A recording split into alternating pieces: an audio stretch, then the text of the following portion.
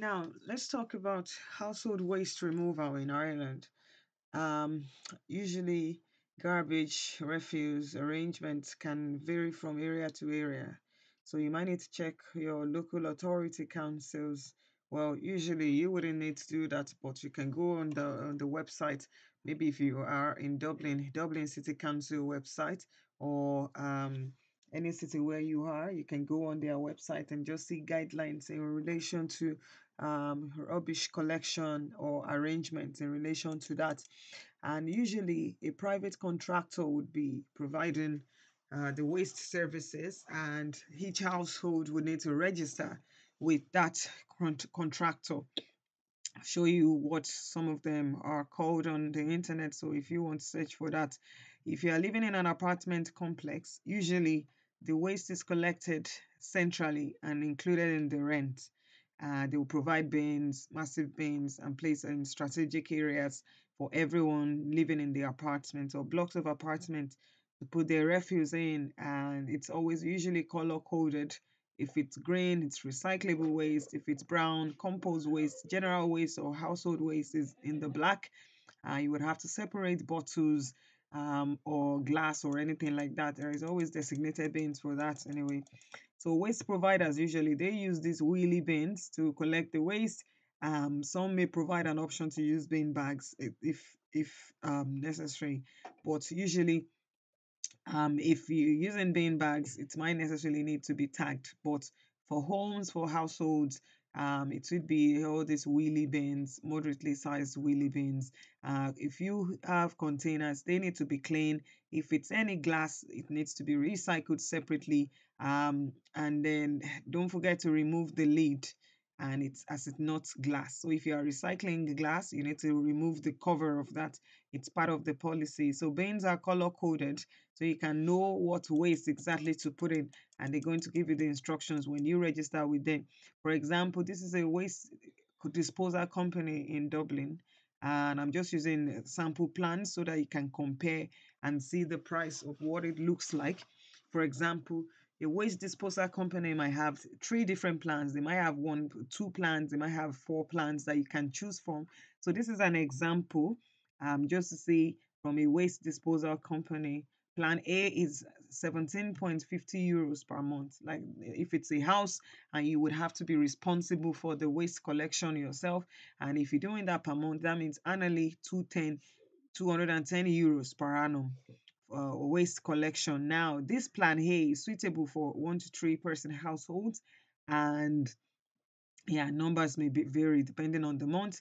You wouldn't have to pay any other thing else, and you can just pay 2 months on signing up, first 2 months, and then the collection itself, they would give you designated days of collecting your waste, your general waste by weekly compost and recycling bins, and price per general waste bin, because the general waste is the most used waste and is the heaviest because it's coming from the household, and usually you have an allowance on that plan of a weight up to 25 kilos because it's being measured when the vehicle actually picks up the wheelie bin, it's being weighed. So the allowance of your plan of that plan for that month is 25 kilos, and generally if there is an excess on the kilograms you would be paying a charge of 28 cents per kg over 25 kilos every month. So most plans they have the first month free for customers, for only new customers. And a second plan of the same company would be at 20.99 euros per month, which is a subscription fee to collect the waste. And that is 251.88 per annum.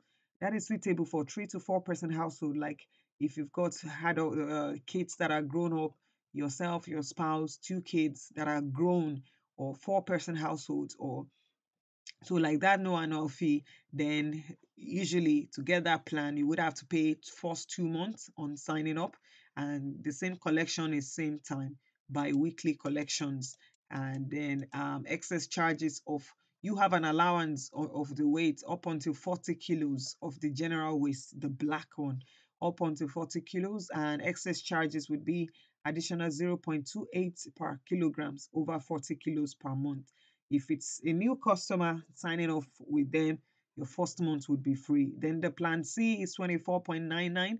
That is if you have a big family, six plus person in the household, and at the same time you pay 2 months on signing up, and same bi-weekly collection, and the allowance of the weight is up to 65 kilos every month, up to 65 kilos. And if your weight is over 65 kilos in a particular month, another charge of 0.28 cents per kg would be charged.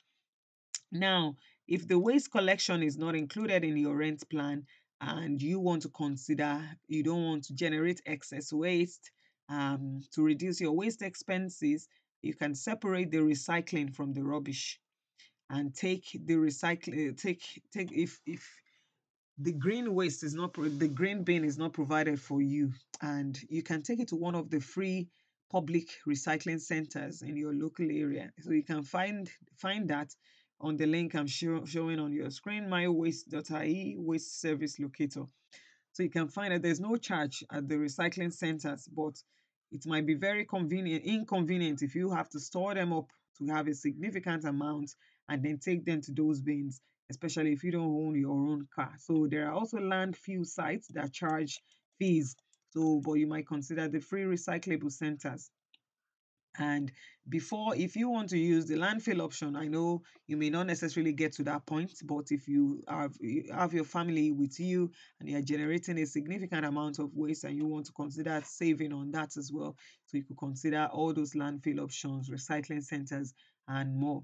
Even on Christmas trees every month, people take them to recycling centers every month. They take all the Christmas tree after the Christmas is over, they take them to recycling centers.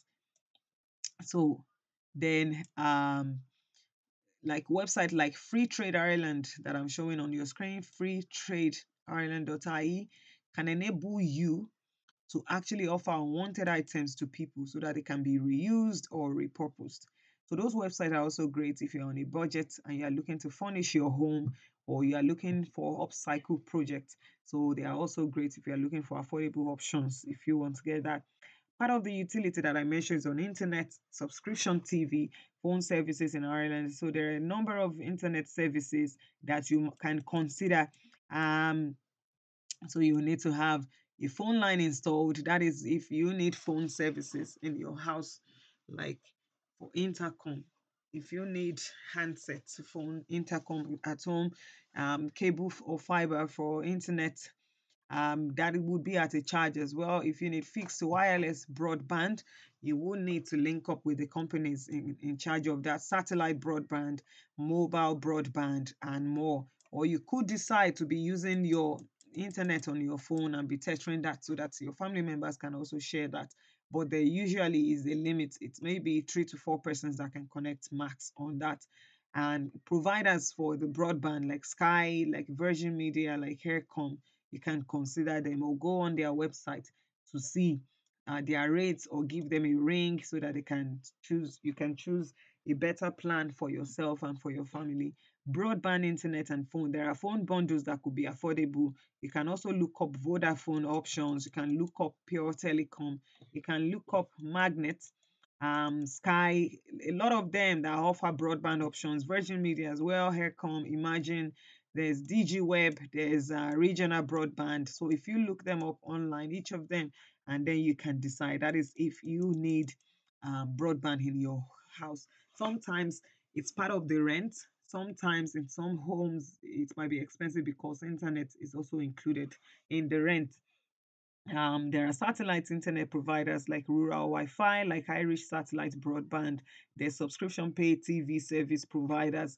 If you have the TV at home, you can subscribe to Sky, you can subscribe to Virgin Media, you can subscribe to Netflix. But if you are looking at saving your cost in Ireland, you can do away with all of those and just try and look for free options. Mobile broadband is available. Steak, dongle, there are lots of them that you might need to consider. And tethering is one of the options that you might need to put as priority. You can use your mobile phone internet plan. You can just connect your phone to your device using your USB charger cord, or you can typically just need to go into your mobile phone settings and select tethering. Then the Wi-Fi hotspot device as well are great because you can either plug them into your device or via Wi-Fi. So they also provide a Wi-Fi connection to more than a device part time. So Wi-Fi hotspot devices are also good for sharing internet. There's Tree Highland, the company called Tree Highland.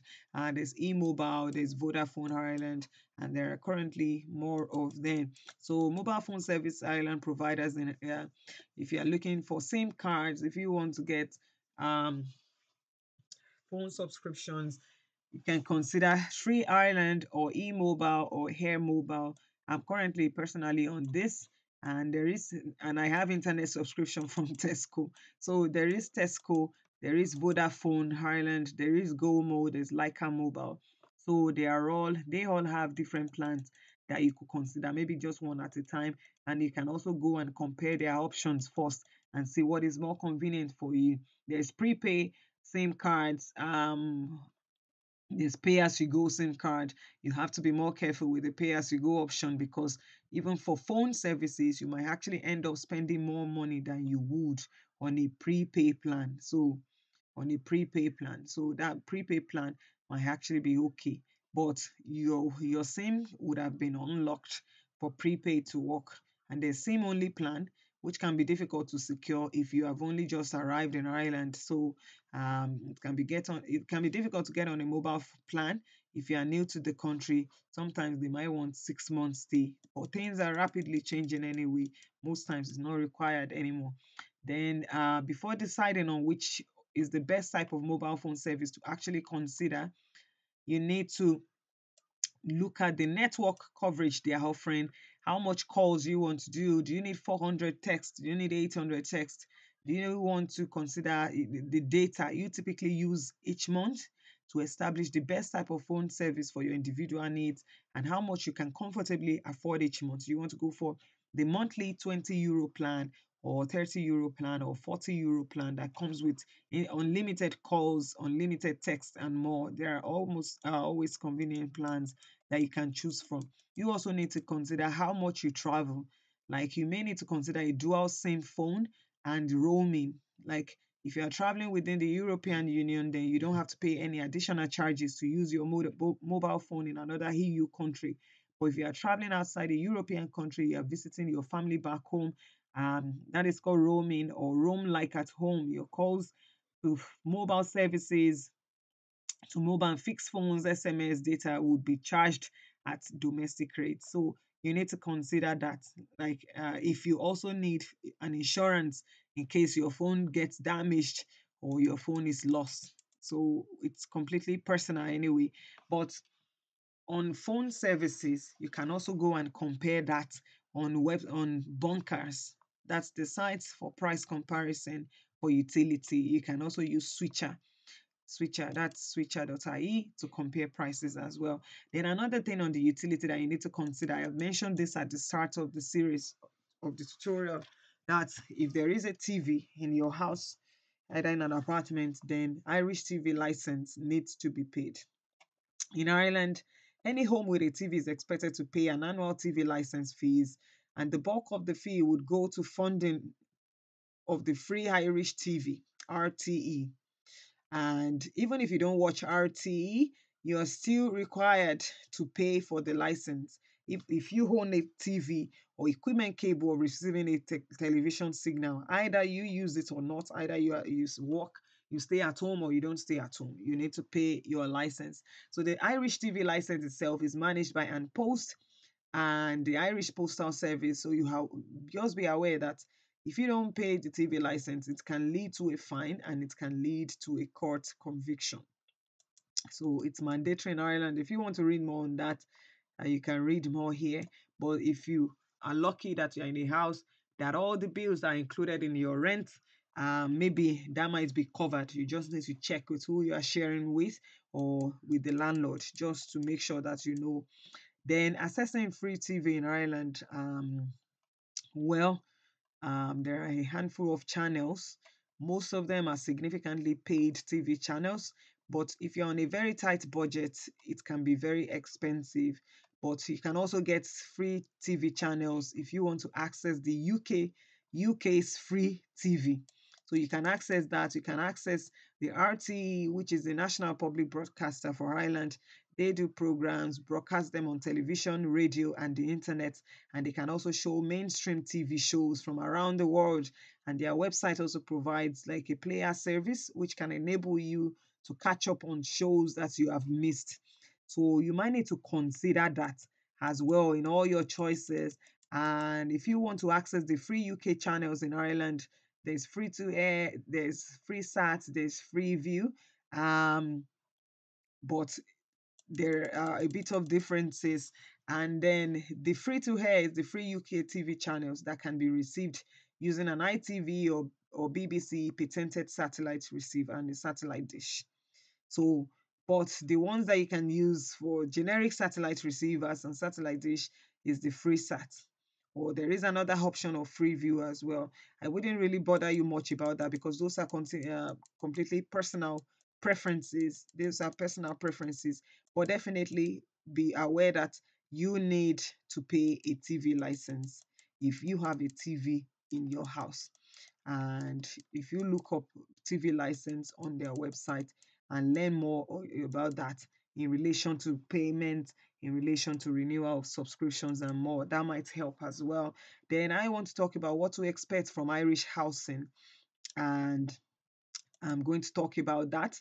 What to expect if you are buying a property in Ireland. For example, is it a flat or is it an apartment? Is it a house? Is it standing alone by itself? And is there security payment? Is it part of the bills or there's no security? Or is the environment safe? You can look that up on Google Earth, as I mentioned before. Are there furnishings? Are there insurance? Is there insurance needed for the house? Or is there a separate kitchen? Or is the kitchen integrated with the living room, which will happen in most apartments or studio settings? So you want to consider that. Would that be your choice? When you are looking at the pictures on daft.ie or on rent.ie, you are considering the fact that, oh, is this something I might expect? You are looking at the size of storage they have in each room. You're looking at the orientation of the property. Is it awkward? Is the bedroom having an angle, like a triangle at the top? Would someone be able to stand up freely? So the waste collection, is that part of the bin collection? The bills, is the energy bills. You want to consider that. Is it using gas and electricity or just electricity alone? You want to consider if the heating system is okay, if there are night storage heaters, if there is boiler, if there is water heating system, if there is electric shower. So you want to consider those facts. For example, on the flat, if you are looking for affordable accommodation, maybe the flat might be your best option. They are converted from older houses and are typically like self-contained. You can share that if your lease agreement permits you to share. In some flats, you may pay a fixed amount for the utilities like electricity, like waste each month, but in others, you may have to arrange and pay for them yourself. Usually, parking it's not included, but there may be street parking options, or there may be options in the house for parking of your car at no cost at all. And you have to look that up and include and check that if it's on the advert you saw in relation to the availability of the property. And at the same time, purpose built apartments are usually a bit more expensive but roomier, like student apartments, student villages, and stuff like that. Usually billing for your utility would be separate, but the waste service can be shared, like general waste collection for purpose-built apartments. So you could see a group of apartments in a gated estate that is maybe designated as student accommodations. Yet people are saying families are living inside that as well. They may have shared waste service, but generally the utility bill, gas, electricity will be separate. Houses like city houses, they could be typically 3 to 4 bedroom or semi-detached, maybe two houses attached by a central wall. In the city areas, houses are usually terraced or like row houses, like house joined to another on either side of it. That's the terraced house. That is what it's commonly common in the city. There could be freestanding houses or detached houses. They are more common in towns and villages, outskirts, other counties, and stuff like that. In terms of security, you need to consider the security of the property. Are you living in a city area where there's a reasonably high risk of being broken into? Ground floor based apartments are often cheaper, but they usually experience more break-ins. Maybe if they are located around city center and things like that, and as a result, you are usually charged more for insurance. So you might want to consider those things. The landlord definitely must insure the property. This only covers the damage to the structure anyway, bricks and mortar. It is the responsibility of the tenants to ensure that the contents are okay, they are not damaged, and they are protected. Like furnishings, most rental properties usually come furnished. The quality and amount of furnishing may vary from house to house, from apartment to apartment, but typically things like the basics, maybe couch, bed, table, chairs, basic kitchenware could could already be in the house. But usually maybe a TV, you might need to supply your own electronics. Um, you need to, you would need to have your own bedding and towels. So you might need to get that ready. Just make sure that in terms of furnishings, maybe those are present in the house, or you might need to get augment one or two things. Another thing is, unless you find a modern property or have a big rental budget. Most kitchens might be really small in Ireland. They might not be as big as maybe where you are coming from. Fridge, freezers, sometimes they have mini bar. Maybe they are like this counter style fridge. They are built in into the counter workspace, especially in flats.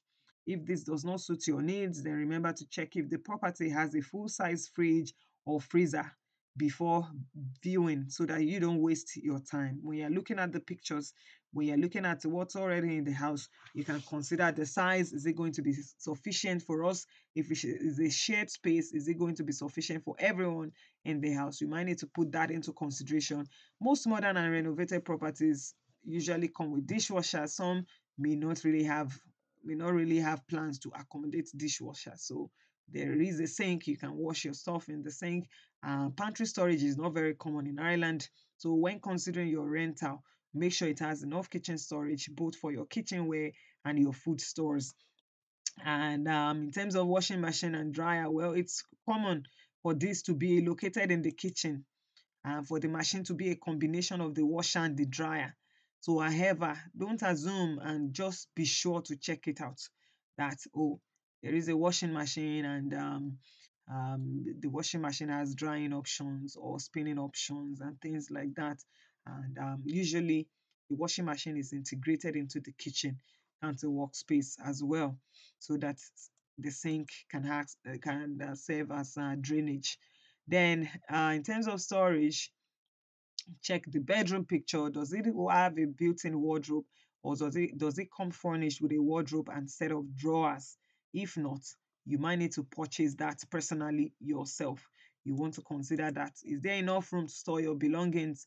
Even if you have, do you have suitcases? Do you have boxes? Do you have bags? If you have small kids, do you have storage space for their belongings as well? Most places offer general storage in the cupboard where the hot water tank is stored. However, that space can vary from tiny to spacious. So you want to consider that as well. You want to consider that as well. And